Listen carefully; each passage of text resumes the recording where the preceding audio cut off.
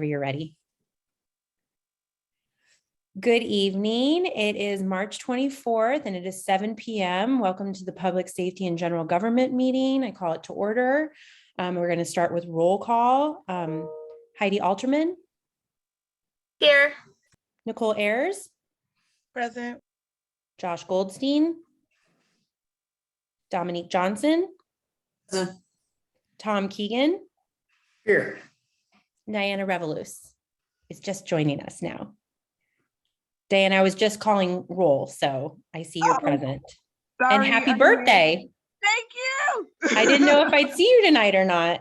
I'm here. I'll be on camera in a second, but I'm just running around because it's been my birthday. That is dedication. I am impressed. Thank you so much. But I am here, guys. So sorry for the little bit of the lateness. Sorry. No worries at all. So I want to move on to the acceptance of the minutes from our meeting of February 24th. Does anybody have any changes or corrections? Seeing none, all those in favor of accepting the minutes from February 24th, please say aye or raise your hand. Are there any abstentions? Nicole Ayers abstains. And is there anybody opposed? Seeing none, we have accepted the minutes and we will move on. Do we have anybody here for public participation? No, we do not. Okay, great. Does anybody have anything that they want to read into the record from any constituents regarding public safety and general government? Great. We are going to move on. I'm moving the agenda around just a tad because we have, I believe, Tanner Thompson with us from the Bike Walk Commission up for discussion this evening. I've invited Tanner to join us because we want to discuss, as the weather gets warmer, biking and walking safety in Norwalk and what that looks like. And Tanner has to jump off a little early, so I thought we would move that to the first item on the agenda. So Tanner, thank you so much for joining us, and you can take it away whenever you are ready.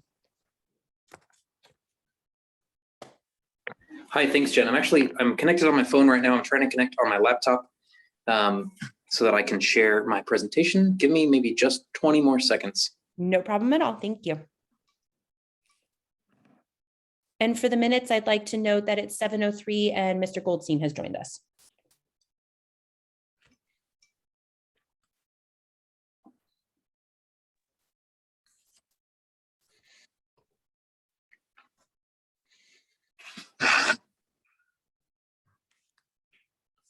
We're waiting for Mr. Thompson to connect, and he's going to give us a short presentation. So we're just waiting for him to get set up in case you just joined us. Hey, Tanner, how's it going? Hey, Josh. Hello. I'm not getting any audio.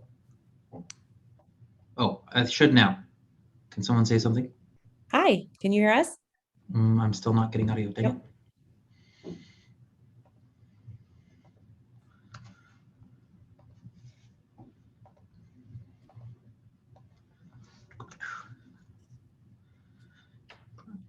Jen, I appreciate you moving me up in the agenda. I did not anticipate being moved up this far. I'm sorry. I usually like to do the discussion first, and that way we don't jump around between action items and discussion. I say that as if I've been doing this a really long time. This is only our third meeting.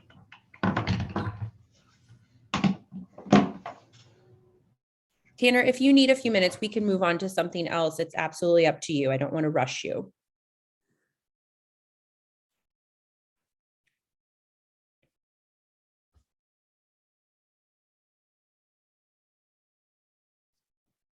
There are two Tanners now. There are two Tanners. We can't hear you. There we go. Yeah. Okay. So what I'm going to attempt to do is screen share from my laptop and address you all from my phone. Okay, sounds good. The audio all right? The audio is good. Good. Okay.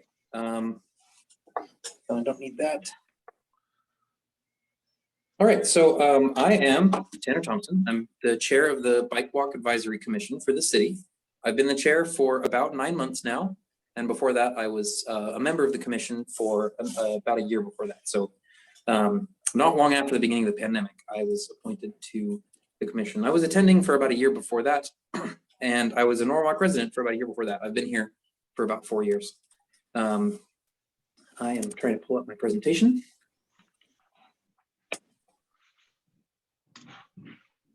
Okay. And I should be able to share it like this. Yes. So I want to start with a little bit of a story. This was an image that I got from my brother. My brother is 20 years old. He's taking a semester off right now. He's a college student, but he's living with me and my wife right now here in Connecticut. And between the three of us, we have one car and we have 2 bicycles as well. So the other day, my brother needed to run an errand to go to Best Buy and then to Walmart. And shortly after he left, he sent me this picture. And in case you can't read it, it says POV, point of view, your Shel Silverstein. Now, for those of you who are maybe uninitiated, this is a reference to the collections of poems from Shel Silverstein called Where the Sidewalk Ends. Because, as you can see, he had been riding his bike on the sidewalk and it abruptly ended. Now, this, if you can't recognize where this is on Route 1 between Best Buy and Walmart. It's right by the Chick-fil-A. And this is on the north side of the road. And as you might imagine, being on a bike here is kind of a precarious place to be. Riding in the middle of the road is very scary. Riding on the shoulder is about as wide, it's about a shoulder width wide. And when I say shoulder, I mean like my pair of shoulders right here. It's maybe 2 feet wide at most. Not to interrupt you, but I've walked it. I've walked it several times. It's actually, you're right. Yeah, thank you. Councilmember. No problem.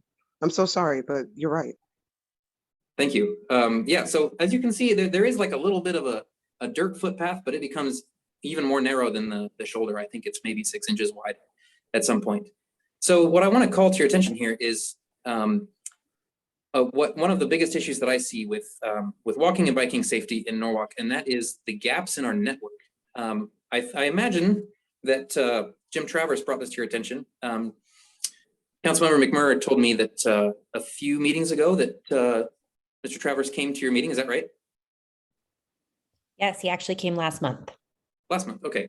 I don't know exactly the details of what he shared, but I imagine that he shared at least a little bit of the same things that I'm going to talk about. So let me know if something I am going to say is irrelevant. I kind of already explained this, but this is the route that my brother was taking. This is in a city that is just a little bit more designed for somebody who is on foot or on a bike. This is not a far distance. 2 miles is, it might take 40 minutes to walk. It takes only 10 minutes to bike. And so it could be very reasonable for running small errands, but is completely unsafe due to the nature of Route 1. You can see that Google Maps even tried to route my brother around Route 1, knowing that it would be safer to go on back roads. But to get from, as you can see, the Best Buy to the Walmart, there's really just not another option unless you want to go quite a ways out of your way. So what's the solution here? There's an organization, some of you might be familiar with it. It's called Vision Zero. It actually came out of Sweden several years ago. And they're proposing that we take a new outlook on traffic safety, where we don't look at traffic deaths as inevitable. We look at them as preventable through interventions, usually interventions ahead of time. Another way of saying this is that it's a systems approach instead of an individual responsibility approach. Of course, everyone does have a responsibility to act safely, but we are still all human. Drivers are human, people on bikes are human, people walking are human, and we all do make mistakes. And it's possible to design a transportation system that is safe even when it comes to the human element in them. This mindset has been put in practice in a variety of places, most particularly in Oslo, Norway. Recently, I think last year, Oslo reported for the very first time they had no traffic fatalities in the entire city. And this was after, and this is not a small city, it's a city of, I think, 600,000. And it's the capital of Norway. So they have a lot of people there, a lot of traffic, but among lots of other things, they restricted a lot of car traffic in the very center of their city. I think they banned right turns on red. I I apologize for not having all the details pulled up there, but it's just an anecdotal example that the mindset of designing a transportation system that is built to be safe instead of just kind of hoping that people will use it safely. It is a successful approach, and one that I think that we can do better at here in Norwalk. A similar I guess to drill down a little bit into the infrastructure aspect of it, I want to introduce a related paradigm, and that's the hierarchy of controls. So this is actually something that has its origin not in any sort of transportation field, but in occupational safety. I don't have my speaker notes available. It's some federal agency that is in charge of workplace safety. It's not OSHA, it's the other one. But they've designed this hierarchy of controls. And the idea here is that when there's a hazard in the workplace, that there's various ways that you can keep workers safe from that hazard. Some are more effective, some are less effective. The most effective is just to remove the hazard entirely. That's not often feasible. So the next best thing you can do is to substitute the hazard with something that's less hazardous. When that's not possible, you can remove people physically, distance them from the hazard. It says isolate here. When that's not possible, you can have administrative controls. This might include things like education, teaching people how to work and work around the hazard more safely, maybe increase awareness. And then the last thing, kind of the last resort, is personal protective equipment, which is that you keep the worker where they are, but you give them something that will protect them in the case that they meet the hazard. This is very applicable to traffic safety. I've given some examples right here. With elimination, that could take the form of places where there exists a street that people are used to moving along, but that doesn't have cars on it anymore. This is admittedly something that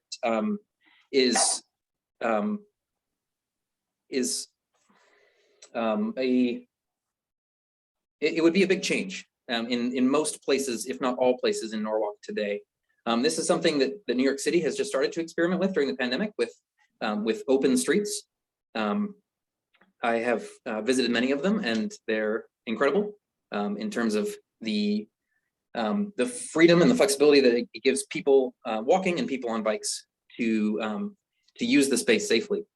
When that's not feasible, there's substitution, which is giving people a different space. Maybe it's not the street that they live on or the street that they would take to get to their destination, but an alternative. The NRVT is one example that we do have in Norwalk, an off-street trail. We also have some sidewalks that are separated from the road. They're not right next to the road. And so the people on bikes, people walking are removed from the hazard a little bit more. When that's not feasible, we could do things like signalized crosswalks. We have lots of those in Norwalk. We have a couple of raised crosswalks on Washington Street, for example. This gives it essentially functions as a speed bump, so it keeps people from speeding. But it also helps drivers feel that when they approach this raised crosswalk, that they're entering space that is primarily for pedestrians. For normal sidewalks, having a hard concrete curb is actually quite useful in the case where, like, a distracted driver perhaps is going to veer off the road. If there's a soft curb, then the driver could roll right up onto the sidewalk. But with a hard concrete curb, the car will hit the curb and not hit the pedestrian on the sidewalk. And then a protected bike lane, which we don't yet have any of in Norwalk. We have painted bike lanes, which is in the next category. A protected bike lane, though, is one where there's actually a physical barrier, whether that's a curb or a jersey barrier, as you sometimes see in New York City, something that would keep a car from hitting somebody who's in the bike lane. The next category includes a lot of examples of having paint on the road, which doesn't really stop a car from going anywhere. It just kind of guides people to different areas. And so it's better than nothing, but it doesn't have the same effect as actual physical protection. Also in this category are things like speed limits. Speed limits are an important part of street safety, but ultimately it is up to the enforcement level of speed limits. And even when they are enforced, you still have people who are not following the speed limit. And of course, people can drive the speed limit and still drive dangerously. Also, public education campaigns, PSAs would be in this category. And then the PPE, I think, is an obvious one. I wanted to go in this order because I think naively, a lot of people, when they think about street safety, they think about this last category. They think about, how can we encourage kids? How can we encourage people to wear bike helmets? And certainly a helmet will keep you safer in a lot of situations. If you're going to hit your head on anything, it's better to have a helmet than not. But it is, at the end of the day, not as effective as anything else that's above this in this hierarchy of controls. So that's all the slides that I have. At this point, I would say that I'm still new in my role relatively. I've been here for 9 months. If I were to ask something of the Common Council when it comes to public safety, it would be to recognize the opportunity that we have right now to get a lot of federal funding to improve this infrastructure and to build as much as possible of the things that are up toward the top on this chart. And because there's a lot of money available right now, obviously most grants require a match, and that match would have to come from the city. I think we have a huge asset in Jim Travers. I think that you probably recognized that when he came last month. Jim's very motivated to design streets that are safe for all users, which is certainly a priority of ours on the Bike Walk Commission. So I will leave that there, and I'd love to take questions.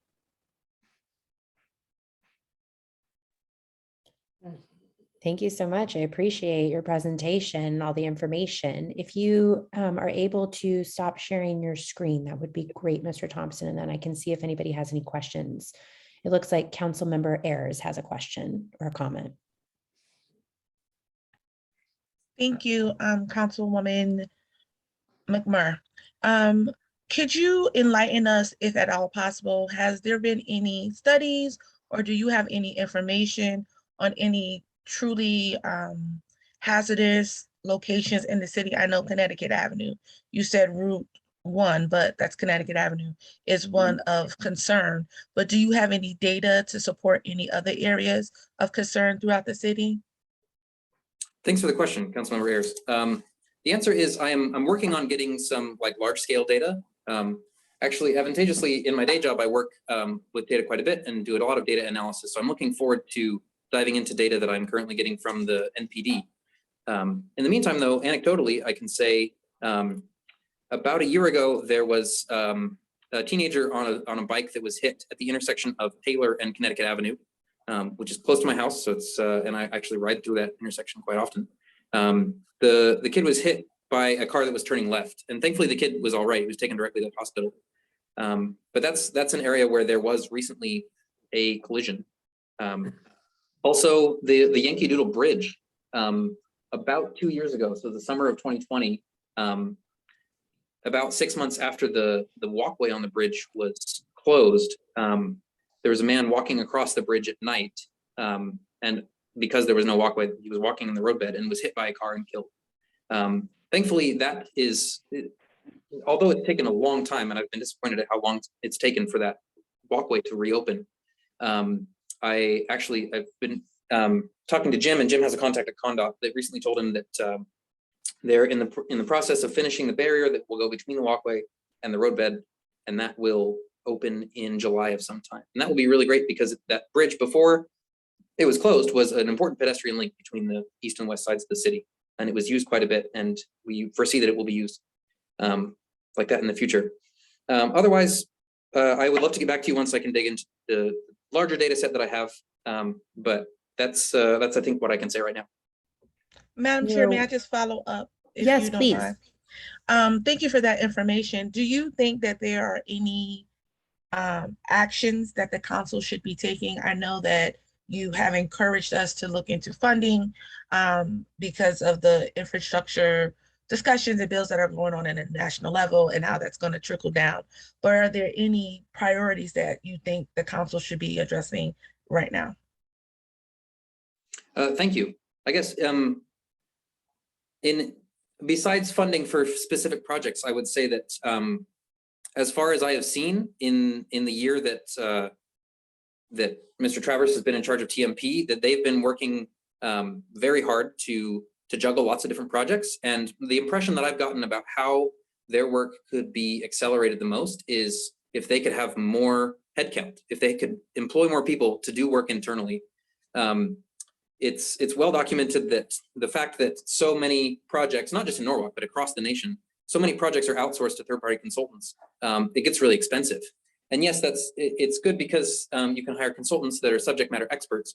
But if we're doing projects over and over and over again in different places in the city, I think that we could save money and also work quicker if we did more work in-house. And so I guess to be clear, my recommendation would be to expand the budget that TMP has for employees of their own. I think that would enable them to do better work and more work. Councilmember Revelous? The buttons, okay.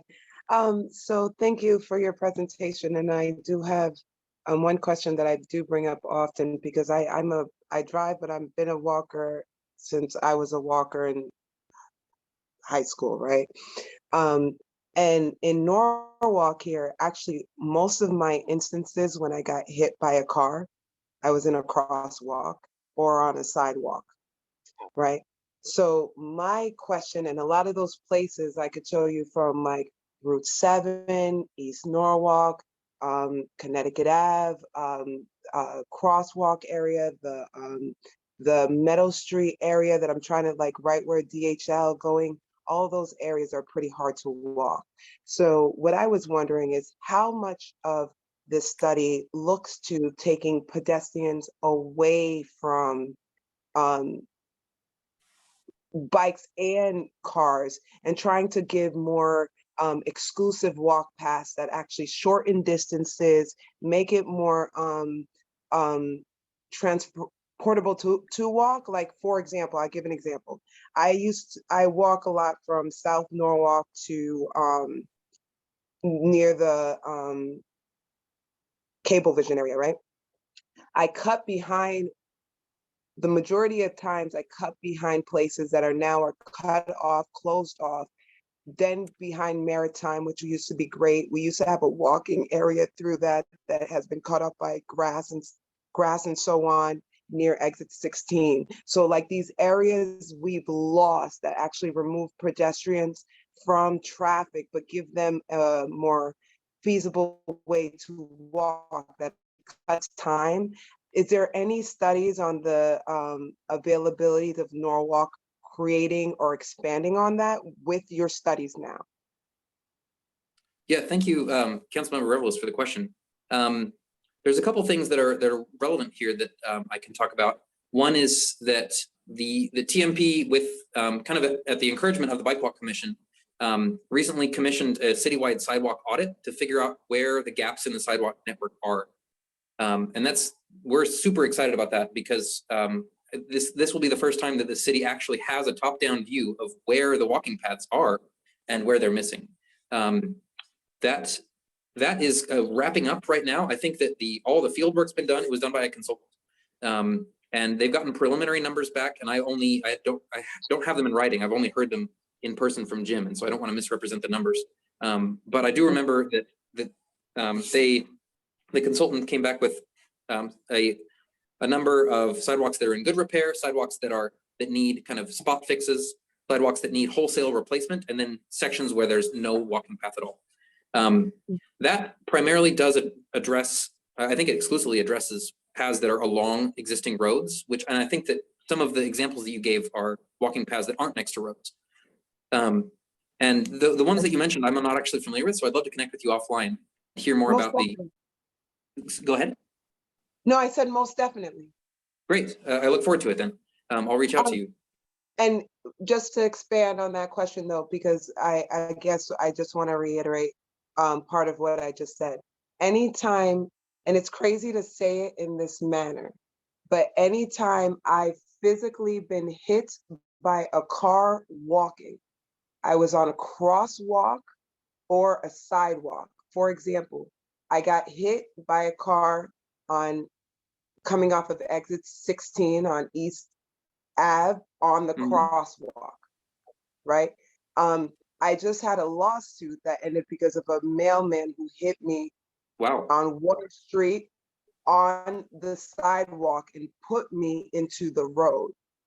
Wow. So why I'm saying the separation, because these are spaces and places that you should be able to walk, but removing or creating walk paths just like you would have a safe, separate bike path, different separate walk paths that remove walkers from these type of things, because I was on a sidewalk. I was in a crosswalk. It's actually when I'm not, or jaywalk and stuff, that I don't have those problems. So I just thinking of just like if you would do the same thing for a bike path and protecting it, even more than just like the paint you were saying, right? Like protective bike walks. How can we have more of a separate protective walk path? Like, is that part of the study in any way, shape, or form? A, to make it easier to, let's say, get from downtown to uptown in a quicker manner, meaning when I say downtown to uptown, meaning like South Norwalk to the Wall Street area in a quicker manner, but in a manner that actually removes walkers from traffic activities. Yeah, like from the side of the street, sure. Yeah. So one thing I can say is that part of that solution, there is a vision for this, at least when it comes to connecting the Wall Street area with South Norwalk, and that is the Norwalk River Valley Trail, the NRVT. And currently there's a pretty decent connection, like a completely off-street separated connection between South Norwalk and Wall Street in the form of the NRVT. There's some intersections where it does have to cross a road, obviously. It has to cross a lot of streets. And in particular, the worst one is where we have the new Rainbow crosswalk at the intersection of West Ave and I think that's called Connecticut Ave, right by Matthews Park. So a lot of the constraints that we're facing when it comes to this, though, is that we have streets that are old and thus narrow. And so when you have a narrow right of way, it becomes really hard to fit in a travel lane for cars in each direction, and then also to separate the sidewalk. I will say that if we had the room to put in a protected bike lane, then that would give some buffer between the cars and the pedestrians. On-street car parking also accomplishes a similar thing. Studies have shown that it does improve the pedestrian experience. Go ahead, though.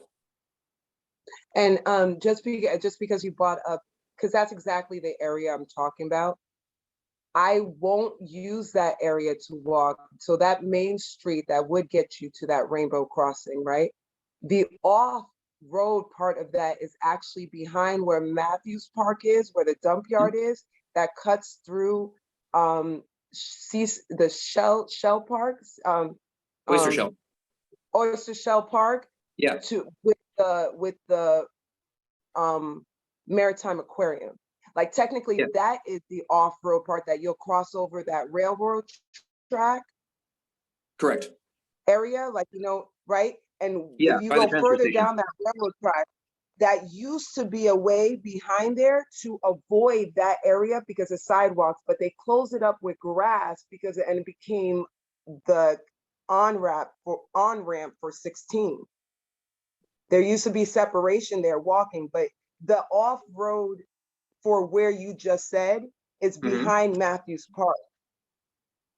So that's what I mean by, just extenuate, and not to say you didn't just say that, but I love that you use that area because I purposely won't walk that area, and I use Shell Park, Matthews Park, cross, and you end up where the what's it called, the garbage area is, and now you're on like the Commerce Street, Harbor Ave area.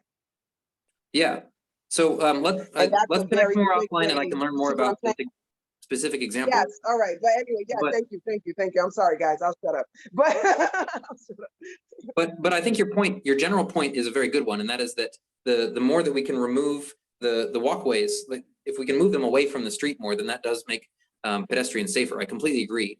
Some of my points from earlier I think are also relevant here. That hardening curbs, a hard concrete curb with a sharp edge is going to be more effective at keeping cars off the sidewalk than a soft asphalt curb, and we have a lot of those asphalt curbs around the city. Another one, since you mentioned crosswalks as well, you said of your two experiences, one was on the sidewalk, one's in a crosswalk. Crosswalks are hard for a couple of reasons. One is the turning radius. And here, I think the canonical example, like the obvious example, is the one under the railroad bridge in Sono, Washington Street and Main Street. That's an intersection that has a lot of pedestrian traffic. It's right there by Washington Street, a pedestrian hub. But the turning, the corners of the intersection are really gentle turns for cars. And so what that means is that cars end up going around those corners at pretty high speeds. And it also means that the crossing distance for the pedestrian is farther. It's a longer crossing distance. This intersection is a hard one because Washington Street, I'm pretty sure, is a state-owned road. And so there's more hoops that we'd have to jump through if we wanted to modify that intersection. It's one that I would love to see modified though. I would love to see really tight corners on that so that pedestrians have a shorter crossing distance, and also so that cars really have to slow down in order to make that turn and they see pedestrians. Yeah, I get it. Thank you so much for, and I'll definitely connect with you offline. Thank you so much for this. Of course, and I look forward to it. Councilmember Johnson. Thanks, Chair McMurray. It's nice to see you again, Mr. Thompson. I know we talked a bit about how this all also is completely related to sustainability for our city, right? Yes, and thank you. Jim was here. Oh, go ahead, yeah. No, I'm glad that you brought up sustainability. It's something I wasn't able to work into my presentation, but you're entirely correct. The more that the more we can make the city safe and accessible and inviting to walk and bike, the less people will feel the need to drive their car. Potentially, the less people will feel like they need to own a car, or maybe they can own fewer cars. The less land area that we need to dedicate to parking. And so all of this is just a virtuous cycle that it makes our city more sustainable. So thanks for bringing that up. Oh, absolutely. Well, yeah, we had a great conversation and it reminded me too, Jim Travers here last time did mention like, I'm trying to help people be able to get out of their cars to reduce traffic, right? So it's all related, right? To your point. Yeah, there's another benefit. Yeah, there you go, like to reduce traffic. So, and you, I mean, this is great also to have your expertise here. So thank you so much, because when you're talking about we need to help TMP with some people power, and I just, I've been flipping through the giant, binder of the efficiency study. So either you've already read it or you and the consultants were right on, because like page 231, they're talking about hiring a project manager to assist the clearing of the backlog of all those grants for TMP, because we're sitting on so much we could be doing. So that I'm just so happy to hear that the commission and TMP was like, this issue was boosted up in the efficiency study. So hopefully that it brings more attention to it, right? And another thing too is this idea that we I know we haven't really talked yet about speeding, but that's something that I hear a lot about from constituents, and it happens obviously all over the city. And to your point, Councilwoman Revolus, like whenever I try to go from Matthews Park to Oyster Shell, that middle area is like defensive walking. Whenever I try to walk from my house to the green and then down to the East Norwalk train station, by the time I hit the green, it's like defensive walking. And then at some point, my incentives are completely just to get in my nice Subaru and feel less bad because it's like got good gas mileage, but that's not the point. So I think that, so for me, it becomes, what do you think we can do to reduce speeding? Because I know we're also working on complete streets legislation with ARPA grant money to get to that Vision Zero. But I don't know how long that timeline is. So in the meantime, what do you think we can do? I think speeding has to contribute to these fatalities and these serious injuries, right? Yes, absolutely. Okay. So the first thing I'll say on this topic is that a lot of studies show that the fatality rate of a crash or a collision between a car and a pedestrian, when a driver hits a pedestrian with a car and they're going 40 miles an hour, the fatality rate's like 90%. If they're going 20 miles an hour, it's like 10%. It's a huge difference. And that's only, 40 miles an hour or 20 miles an hour are both speeds that we see often in cities, especially in the middle of cities. So there's a movement that's at least nationwide, it might be in other countries too, called 20 is plenty. It's a slogan that you hear. I've seen people in New Haven advocating for it. I've seen people in previous places that I've lived. So lowering the speed limit to 20 would be great. But like I said earlier, a speed limit ultimately without any sort of enforcement or other forcing function is just a suggestion. It's just a sign. So enforcement is part of the solution here. Obviously, we have a police department and they enforce speeds. I'm not really very familiar with the efficacy of that or the rates at which, for example, speeding tickets are issued. That's something that I could certainly afford to learn more about. And we have the officer, we have Deputy Chief Zecca on the call here too. So excellent timing, yeah. Not to interject, but I will say also that right now, the research shows that automated speed enforcement actually has a very big impact on speeding rates. Right now, it's not legal. There was a bill in the state legislature a Safe Streets bill, I believe last year, that originally included a trial, like a pilot of speed cameras. And in order to get the bill passed, it was removed from the bill, like it was part of the negotiation. And so it was left out. So that's currently, it's not allowed anywhere in the state of Connecticut. In New York City, just because I'm a little more familiar with New York than the rest of the country, speed cameras are currently allowed in school zones, but only during school hours. And so they've, some of the research that I've read has been based on that. Obviously, that there's places like in Europe, it's very common to see speed cameras, and so I think a lot of the research is based there. So that's something I look forward to. I hope that can be legalized because it's proven to be very effective. There's also, though, like I presented that hierarchy of controls. Better than enforcement is to build infrastructure that is self-enforcing, and that's something that I would like to see Jim's department do more. It's something that I've had brief conversations with him about. I think in part this is actually another reason that I think it's important to hire more internal power, because typically when we hire an outside consultant, it only makes sense to do so when there's a big project, and so Jim's department's been focusing on a lot of big projects. He's also been doing that because there's so much to be done that focusing on the biggest projects first is the most bang for your buck. But if we could once we get those biggest projects out of the way, and the more that there's manpower inside of TMP, they can focus on like one street at a time. Like, we've received speeding complaints on this street. How do we approach this street? That's something that they're currently set up to do. I've asked Jim before about how, an individual citizen, because people have contacted me and say they're speeding on my street, what do I do? And I say, go to customer service, that'll get routed to TMP. But the problem is they have a huge backlog of this, and they don't have the manpower to address all of these different complaints about speeding. When it comes to the actual engineering, what that might look like is staggering parking. Like, usually, like I live on Taylor Street. And so Taylor connects Flax Hill up to Connecticut Avenue, and the whole length of it, there's parking on just the one side. And so people fly down that thing because it is straight. And there's like one stop sign, maybe two stop signs along that entire stretch. And apparently those stop signs went in not that long ago, and it did help. But even the stretches between the stop signs, people speed. I've been close passed on my bike before on that stretch. I even had somebody turn left in front of me. Or no, I was turning left on my bike and somebody passed me in the left lane as I was attempting to turn left. That was the scariest. I didn't bike for a couple of days after that. But my point is that people do drive recklessly on that street. And what I would like to see, that like the very easiest approach, in my opinion, to a street like that is that you just, like, every 3 or 4 car lengths, you switch the parking from side to side. It means that people have to, they have to weave a little bit. And yes, it becomes a little bit more inconvenient to drive, but the problem is when it's too convenient to drive, people will speed because the street allows them to. And people, because they've been driving their whole life, they feel like they can multitask. I get this feeling too when I drive. I'm tempted to multitask. I think we all are. And so people do. And so they go on autopilot and they end up speeding down a straightaway. So if we can remove the straightaways, this is called a chicane. This design element is where you put something in the road so that people have to move. They basically lane change and then lane change again.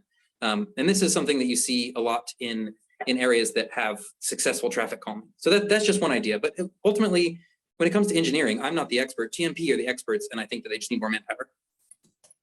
Yeah, and you're right. The traffic calming piece is huge on state routes where we're in this pickle. I know I've talked to Hunt Street in Rowayton and their residents about what to do there when there's no sidewalks, right?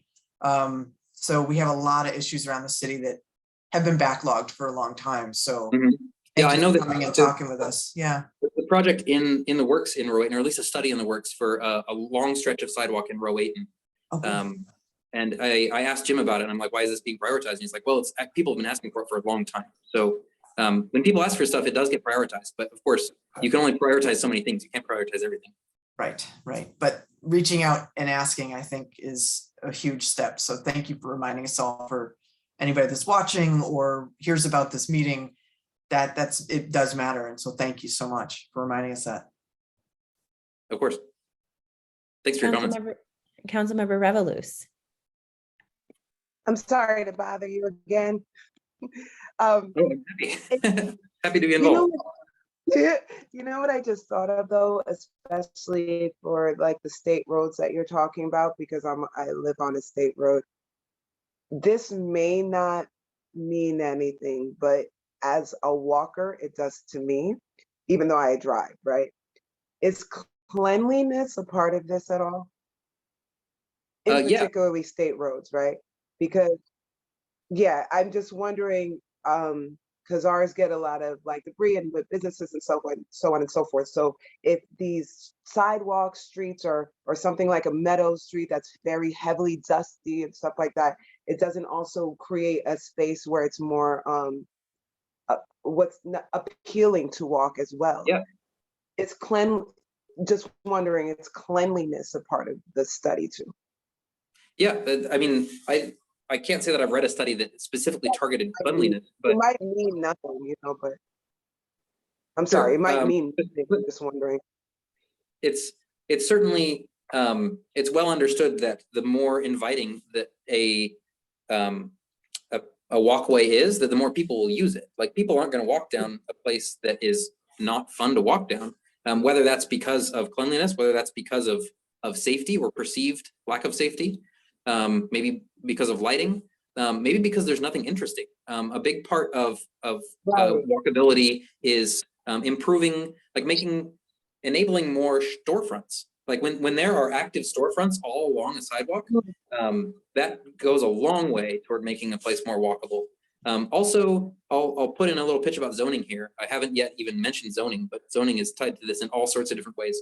When there's a setback requirement, and both from the street and from neighboring lots, it means that that things that might be interesting to a pedestrian are farther away.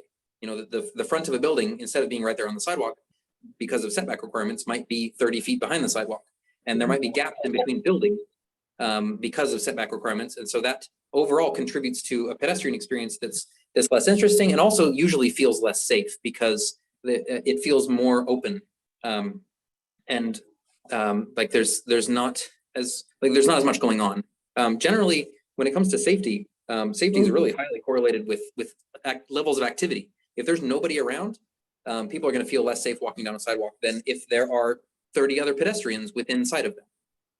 This is why, like, Midtown Manhattan has one reason among many that Midtown Manhattan and other areas of Manhattan have very low crime rates, because there's just always so many people on the street all the time. Okay, so that's because I'm a weird walker. Like, I'm the type of walker who wants to walk places where people aren't.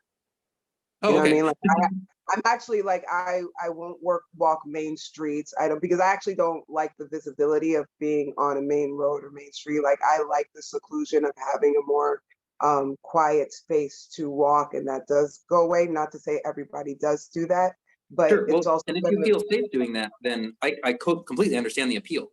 You know, I also right. like the woods and to get some seclusion, but I think it's mostly the operative principle here is that people often will feel unsafe if they're walking alone. But if you feel safe walking alone, that's great. I can understand that. So thank you. That's my question. But, just why I'm asking is in particularly, like, just again, with things like, unfortunately, we're dealing with a lot of mass droppings. I love the fact that we have pets around, but we're dealing with animal droppings. So I'm just wondering, like, again, I also feel that if we do this walkway, doing things that are more intentional about saying what's around natively in our town, like the trees, the plants, so on and so forth, I think would be cool too. Give it like a little bit of a nature walk right within town. It just needs to be cleanly as well. Yeah. Like, you know what I mean? And some of that even by, in particular, like a state street, just to see all the trash that's not being picked up. Not to say I'll stop you from walking, but it doesn't make it more appealing to walk, if that makes sense. Yeah, I completely agree with you. It doesn't affect how appealing it is. I don't have a great advice right now to the Common Council as to how to solve that, short of like hiring people Right. to clean up trash. I don't know how effective that tends to be, like based on evidence from other cities. But since you mentioned trees, I do want to put in a quick plug for street trees. Street trees are an amazing investment. They have so many benefits. Trees, for example, between a sidewalk and a road, or between a sidewalk and a house, they provide shade, so it regulates the temperature. They soak up, not only do they soak up CO2 and give off oxygen, but they also soak up other particulate emissions. And so air is cleaner in multiple ways in places where there's trees. Trees also soak up noise. So neighborhoods with trees are quieter neighborhoods because the noise hits the trees and it dissipates into the trees. That's- And then the obvious like aesthetic improvement when you have a tree is like it just looks nice. Sometimes I'm down in Brooklyn and I walk down like the old streets in Brooklyn with the townhomes and the huge towering oaks, and it's just amazingly beautiful. And I want to walk down it just for the experience of walking down it, not because there's anything else that I need to get to.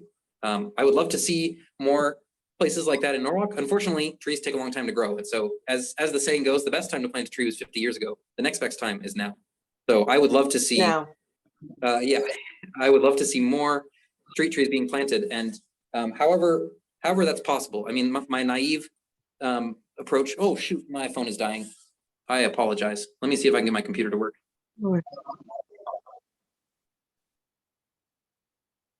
and thank you for the answer. I'm with you.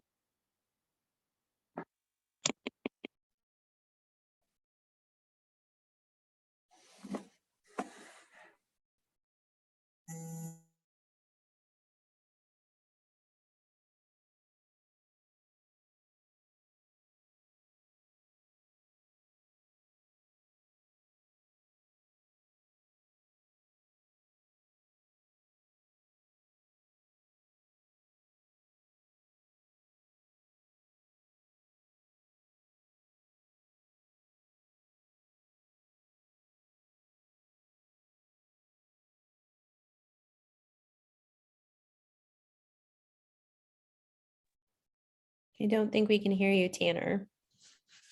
How about now? Yes, we can. Yes. Thank goodness. Okay. Yeah. I have taken a lot of your time though. So if at this point you need to move to your next agenda item, I completely understand. But I'm also happy to take questions. Thank you. Does anybody else have any questions for Tanner? We are always welcome to have him back. I also think having Mr. Travers come back to present the audit that Tanner talked about would be great.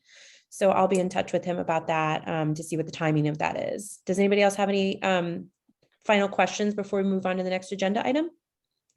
Well, thank you, Tanner. I really appreciate your time and all the information. And please reach out anytime if there's anything we can do to help. Thank you very much. I appreciate it. Thank you. So we're going to move on to the next agenda item, which is new business. I'm going to read the action items for this evening and move each of them. So we have under the Police Department 1A, authorize the Mayor Harry W. Rilling to execute any and all document necessary to enter into agreement with Motorola Solutions, Inc. for the supply, installation, and service of the CLRMN add-on communication system upgrade per state of Connecticut master contract as noted, and as noted, for the amount not to exceed $5,561,994 account as noted.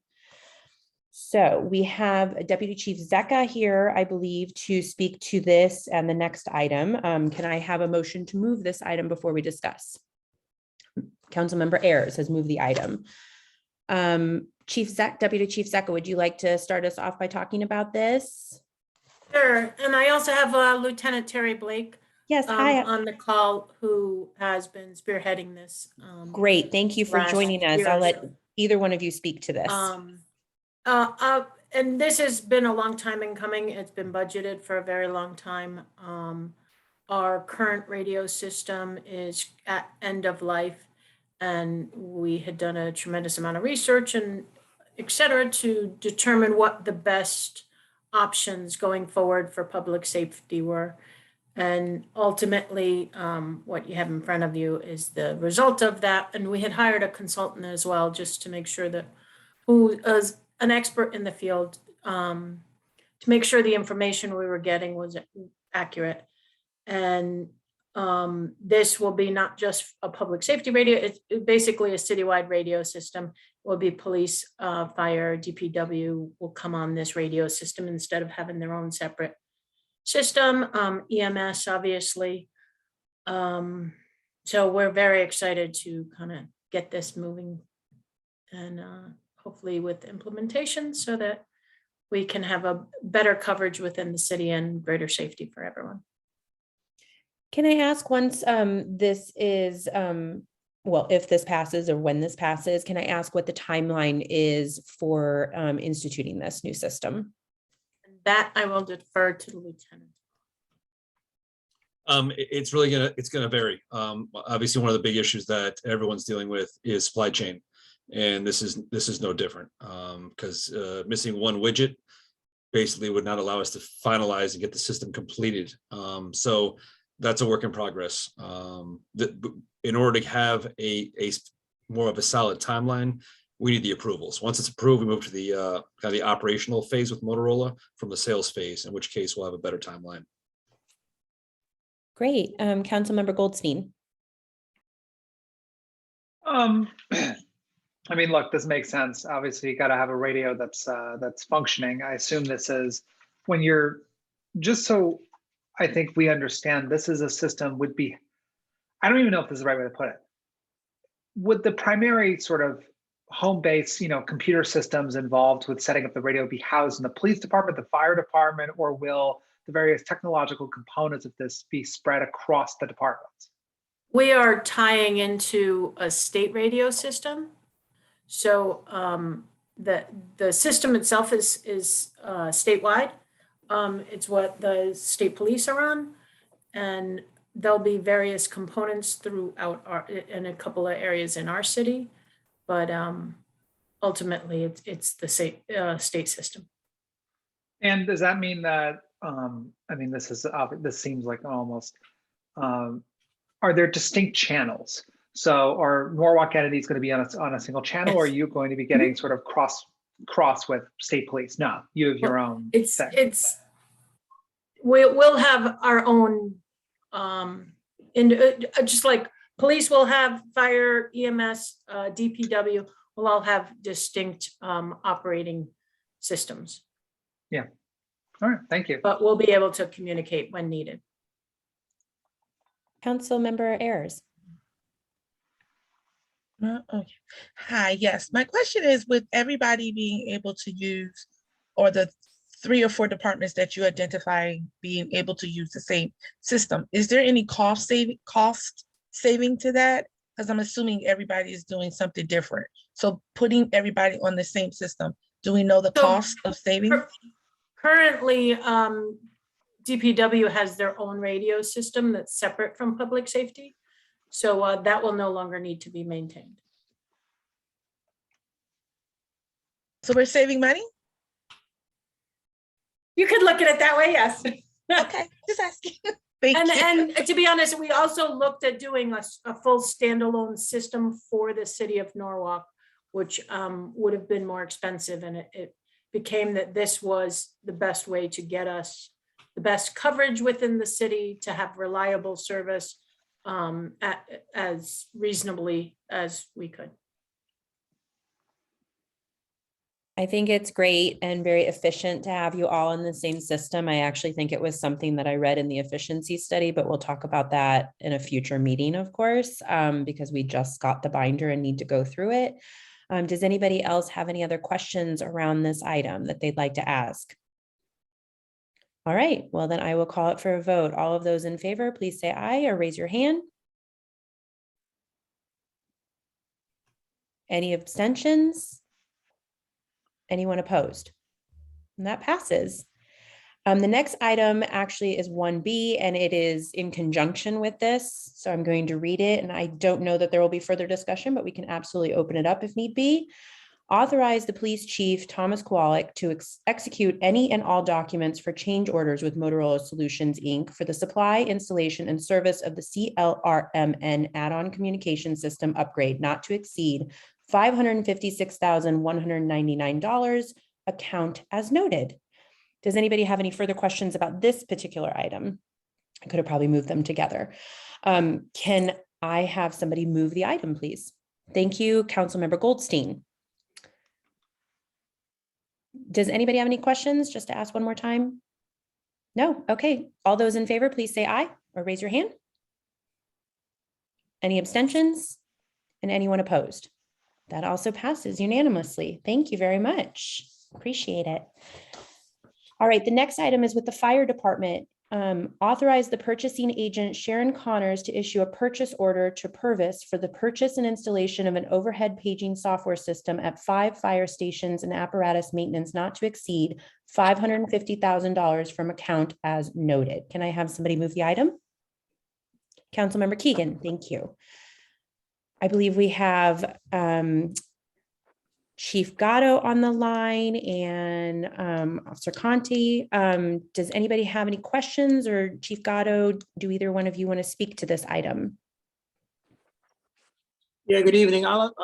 Assistant Chief Mark Conti has been spearheading the whole alerting system, so he'll speak on it tonight. Great. Good evening, everybody. So this is really in conjunction with the whole communications upgrade citywide with PD. Our fire station alerting system is completely at its end of life as well. We've upgraded as much as we can, and it's actually incompatible with the new system. So we require complete replacement. After much research, I've found there were only a few companies that were actually compatible with our current CAD system, and this emerged quickly as the best option. They're through the HGAC buy contract, which the city approves. I've spoken to Sharon about that. We have to apply for that, which the city has used in before. But this is an IP-based system. This is really the way of the future. It allows the dispatchers to, it's automated dispatch, and now when they're getting the calls in, they're able to just push it out to the stations automatically. They don't have to speak. And it can actually go to multiple places all at once. Whether there's fire companies on the air driving, where there's fire companies in stations or whatever stations they are, it recognizes that, and it allows the dispatchers a more efficient dispatch, and it allows them to go on with receiving further calls, receiving other, further information on the specific call, whatever needed. This is it's basically the way it increases the efficiency of the call taking. It also increases the turnout time, because with the automated, the way it works, it's actually a computerized voice.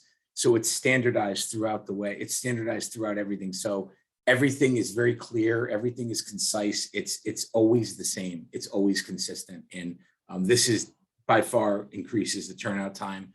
And the huge advantage is that this company is able to utilize existing speakers, existing monitors if we have it, existing lighting, which some of the other companies basically we would have to rip everything out. We don't have to do that with this company, which is good. And they're used to working, and they're also more local. They're within between Queens and Rhode Island. Stanford just went to them. Waterbury just went to them. They're used to working in the Northeast, where there are older houses with existing systems, and they supplement those systems as opposed to making you rip them out. So this emerges a very good option. This sounds great. I think this is probably a relevant question for both fire and police, but on the front facing part of these programs where you will actually be receiving communications or anything, is there any training that you need to expect or you will expect for any of the officers that are going to be dealing with this, or is it just implemented on the back end and it should not affect anybody on the front end? So that's a great question. With this company comes training. This company actually does on-site training. They will be training all the dispatchers, and they're also going to be in the firehouses training just to make sure everybody's up to date with everything and understands how to use the system properly. That's fantastic. Yeah. Thank you. Councilmember Goldstein. I just want to ask sort of a big sort of quick question. I guess both departments tonight have come to us with, requests for these big system purchases, and for the stated reason that the current systems are what you've both described as end of life. What can you define that term? What does end of life mean? So for our system, for the fire service alerting system, the way it was called the Zetron system, and it was dispatched through the radio. Okay. And what was required was the dispatchers would have to physically open up certain modules to alert certain stations, and they'd have to physically pick each station, open up and speak through. The new system, especially, and that's an analog system. The state system operates digitally, and the two don't work any longer. It's old technology.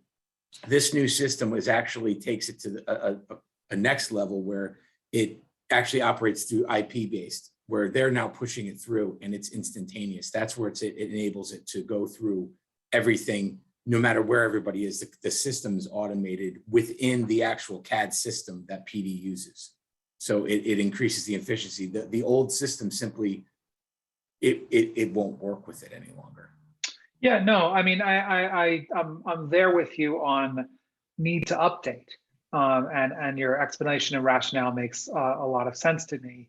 My question is, you know, I guess the thrust of my question wasn't about why the new system's good. It was more the question of where we are at the old system and sort of why you're coming to us when the state of the technology is at end of life instead of, say, a little earlier. I just wanted to get a sense of, is that a process thing? I just wanted to sort of probe that a little bit.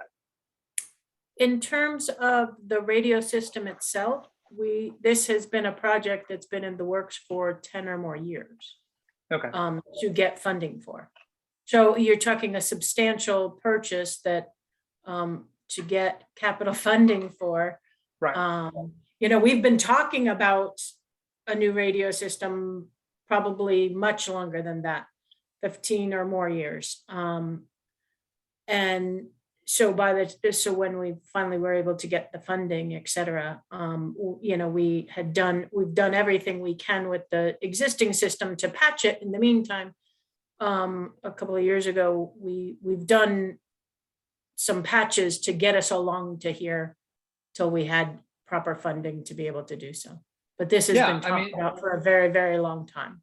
No, and I totally understand, and I think that's important. I just think that I don't know if this is something that maybe it's a discussion for the future. Is that when, you know, as technology changes so rapidly, and it becomes clear that, you know, we need to modernize and elevate our, you know, capabilities, especially as something that's important for the police and fire, making sure that, you know, we can, if there's any way, at least we can help sort of expedite that process and get, you know, a lot of, you know, this moving at perhaps a more rapid pace in the future.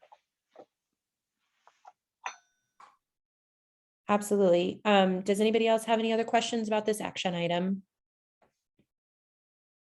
It sounds like it's much needed, and I'm glad that we get to move this forward. So I'm sorry it's taken this long, honestly. All right, I'm going to go ahead and call it for a vote. Everybody in favor, please raise your hand. Any abstentions? Anybody opposed? That passes unanimously. Our next item on the agenda is also for the fire department. It is authorized the purchasing agent Sharon Connors to issue a purchasing order to L&L Electronics of Branford, Connecticut for the purchase and installation of updated Raymarine Navionics, Coast Guard compliant, and offers programmed SAR patterns with encrypted communications. The purchase order is not to exceed $32,999 from account as noted. Funding from a FEMA Port Security Grant number as noted for FD Marine Boat 238 DC Prescott. So I think we have Mr. Prescott here, Deputy Chief Prescott, to talk to this item. Can I have somebody move the item, please? Councilmember Keegan. Thank you. Oh, I think you're on, are you on mute or we can't hear you?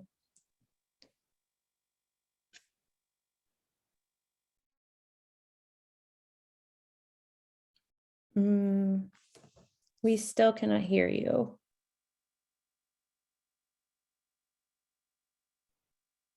I don't know. Are you connected to audio?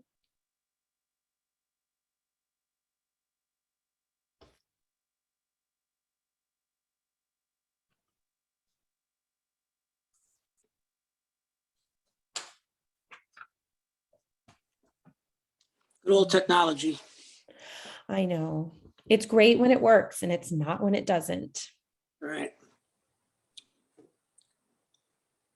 Well, until he gets his audio fixed, I'll try to fill in. This was a port security grant that we applied for electronics, to upgrade the electronics of one of our fire boats. It's now it's been 2 years since we got the grant approval. And we're now moving forward to actually replace some of the radar that's on there. I don't know exactly all of the terminology of all of the different electronics. That's why Ed was here to speak on it. But, and you know, it comes out of a port security grant, so the match funding was already you know, put into an account. So it's just a matter of moving forward with the purchase. Oh, he's calling me. The one thing I believe I can step in and talk about those electronics a little bit. I believe they're very similar to what the police have already are in the process of purchasing also through a port security grant. And the idea is it provides better interoperability between the Coast Guard and the other boats in terms of a search and rescue mission, et cetera. It will allow for Coast Guard to be able to send plots and charts and better interoperability between everyone, because everyone will have the same equipment. Thanks, Jesus. I'm on now.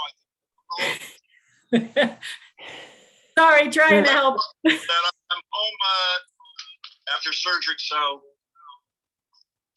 same situation. We upgraded to a Coast Guard national plan that they have in place to have encrypted communications between the marine assets along the coasts and the Coast Guard themselves. So our boat, similar to fire department stuff and police department stuff, is 10 years old technology. We're replacing that at this time. L&L was the only submission for an invitation to bid through the purchasing department. They've actually worked on every boat basically in the region along the coast and probably north of New Haven. They're out of Branford, Connecticut, and very reliable. And they actually service the police boat and sold their electronics also. That's great. I mean, anything to improve communication and timing for emergencies is good by me. Does anybody have any questions or comments they want to make around this action item? All right, well, I'm going to go ahead and call it for a vote then. All of those in favor, please raise your hand. Any abstentions? Anybody opposed? And that passes unanimously. Thank you so much. And I hope you're recovering fast from your surgery. All right, thanks, Ed. Thank you so much. The last action item we have is for the registers of voters, which we spoke about in the last meeting. I'm going to read that. It's approval of revised voting districts of polling places for state and federal even year elections. Can I have somebody move the item, please? Councilmember Keegan. So we have Stuart Wells here. If anybody has any further questions about this, we did have a pretty lengthy discussion about it last meeting. But of course, I'm happy to open it up for more discussion and any questions that have come up since. Going once, going twice. You guys are being really easy tonight. All right, so I'm going to go ahead and call this for a vote as well. All of those in favor, please raise your hands. Any opposed? Opposed? Councilmember Revolus. Any abstentions? I didn't oppose. Oh, sorry. So it passes unanimously. Yeah. I apologize. Okay, so that passes unanimously. We have no old business. We already did discussion items. So Councilmember Revolus, may I have a motion? To adjourn. Wait, do the minutes. Motion to adjourn. Josh, we did the minutes at the beginning of the meeting, hun. Oh, right. Oh, yeah. Yeah. So motion to Yeah. adjourn. All those in favor, please raise your hands. Thank you. Have a great night, you guys. Good night. Thank you, guys. Good night.